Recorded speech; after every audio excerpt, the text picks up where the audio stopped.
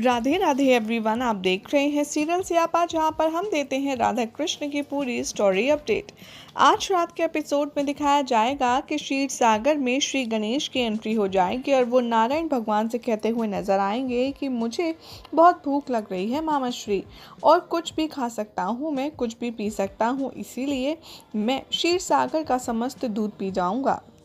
तभी वहाँ पर देखिए आप कैसे उठेंगे और ये मुझे देखना है। तभी वहाँ पर दाऊ आते हैं और जैसे ही श्री कृष्ण की आवाज़ें उनके कानों में पड़ती है, वो बेचारे खाना खा रहे होते हैं और वो खाना छोड़ देते हैं। यहाँ पर श्री कृष्ण चिल्ला कर कहते हैं, दाऊ आप खाना कैसे खा सकते हैं? वहाँ पर गणेश देखिए क्या कर रहे हैं।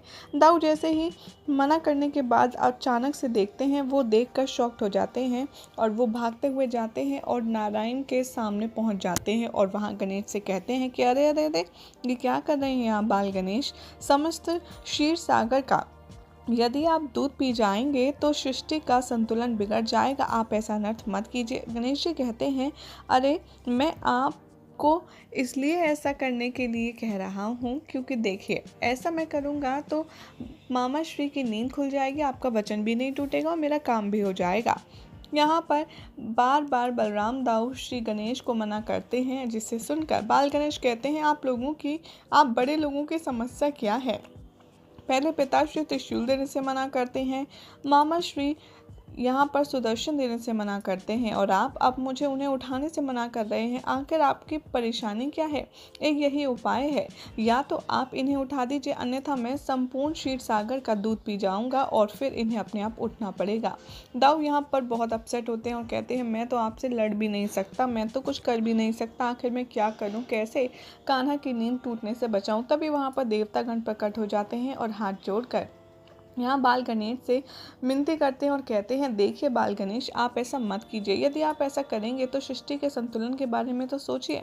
यहाँ पर गणेश जी कहते हैं, अरे आप लोग चिंता मत कीजिए, जैसे ही मामा श्री उठकर मेरे पास आएंगे मैं तुरंत क्षीर सागर का समस्त दूध वापस कर दूंगा।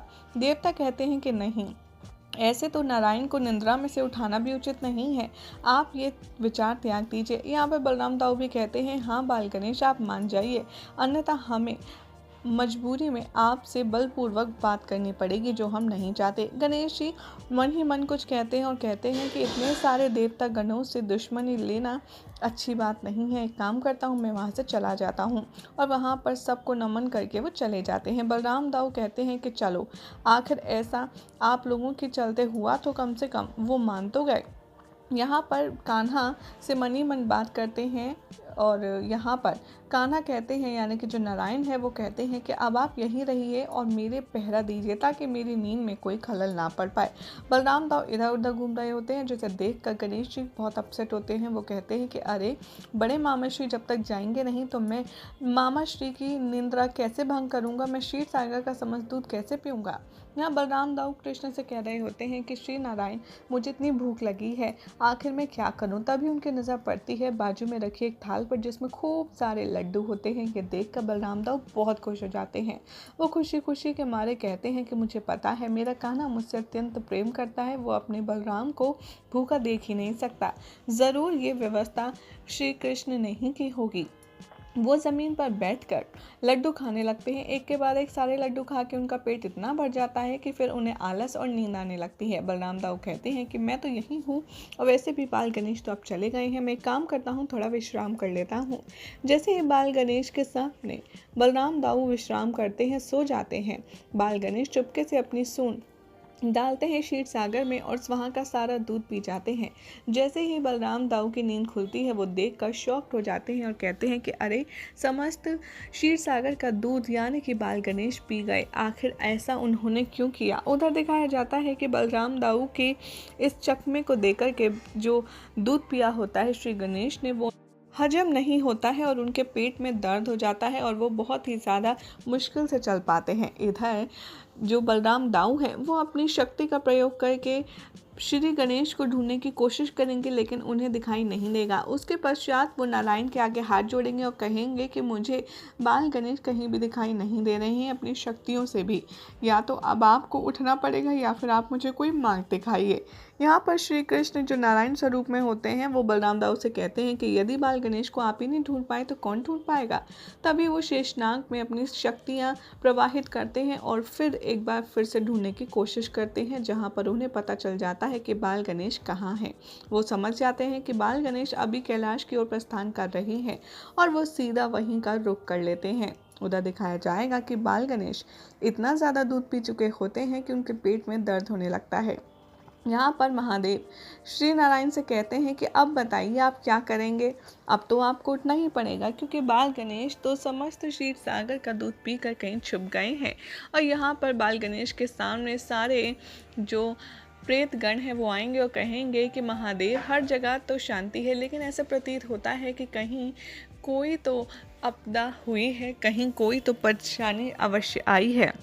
और ऐसा क्यों लगता है कि बैकुंठ में कुछ बड़ा हुआ है। महादेव यहाँ कह ही रहे होते हैं, तभी उनकी नज़र बाल गणेश पर पड़ती है। वो पूछते हैं कि अरे पुत्र क्या हुआ, तुम ऐसे क्यों चल रहे हो। तभी गणेश जी कहते हैं कि पिताश्री आज मैंने स्वाद में अत्यधिक भोजन कर लिया। इसके पश्चात मेरे पेट में इतनी पीड़ा हो रही है कि मुझे बस विश्राम करने का मन है, लेकिन मुझे ये समझ नहीं आ रहा कि मैं ऐसी कौन सी जगह ढूंढूं जहाँ पर मैं विश्राम कर पाऊँ और कोई मुझे परेशान भी ना कर सके। बाल गणेश की ये बात सुनकर महादेव कहते हैं कि इस समस्या का समाधान भी तुम्हारे पास ही है। तुम्हारे पास तो समस्त शक्तियों का आवाहन है। तुम अपने आप के अंदर ही टटोलो और तुम्हें एक ऐसी जगह मिल जाएगी जो अत्यंत सुखद होगी, जहाँ तुम्हें कोई भी नहीं ढूंढ पाएगा।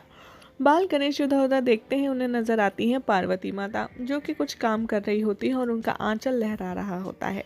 बाल गणेश कहते हैं कि मिल गई मुझे जगह छुपने की और विश्राम करने की। इससे अधिक स्वच्छ जगह और सुरक्षित जगह कोई हो ही नहीं सकती। और बाल गणेश माँ पार्वती के आंचल में जाकर छिप जाते हैं। ये देखकर महादेव बहुत ही ज़्यादा प्रसन्न होते हैं। उधर दिखाया जाएगा कि ढूंढते ढूंढते बाल गणेश को बलराम दाऊ पहुंच जाएंगे कैलाश, जहां पर महादेव से उनकी भेंट होगी और महादेव उनका स्वागत करते हुए कहेंगे कि क्या बात है, समस्त सृष्टि का भार अपने मस्तक पर उठाने वाले स्वयं शेषनाग आज कैलाश में पधारे हैं। आपके आने का कोई तो बड़ा मंतव्य होगा। बलराम दाऊ कहते हैं महादेव से कि प्रभु आप मुझे बस ये बता दीजिए कि बाल गणेश कहाँ हैं, उन्होंने क्षीर सागर में क्या किया है, ये तो आपको भली भांति पता होगा।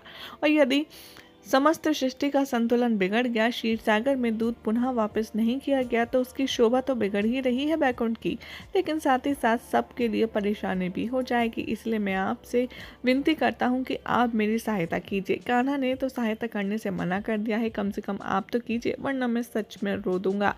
महादेव कहते हैं कि नहीं नहीं, आपकी ये दशा देखकर तो किसी को भी तरस आ जाएगा और मैं आपकी सहायता अवश्य करूंगा। मैं आपको कैलाश में बाल गणेश को ढूंढने की अनुमति देता हूं। अगर आप ढूंढ सके तो कैलाश में ढूंढ लीजिए। और बलराम दाऊ को यहाँ हिंट मिल जाता है कि वो यहीं पर है। यहीं हो जाएगा आज रात के एपिसोड का एंड, जिसके बाद देखना होगा काफ़ी इंटरेस्टिंग कि क्या बाल गणेश को समझा बुझा कर महादेव के घर से ले जा पाते हैं बैकुंठ बलराम दाऊ, और कैसे होगा क्षीर सागर का दूध वापस, ये अपने आप में है देखने वाली बात।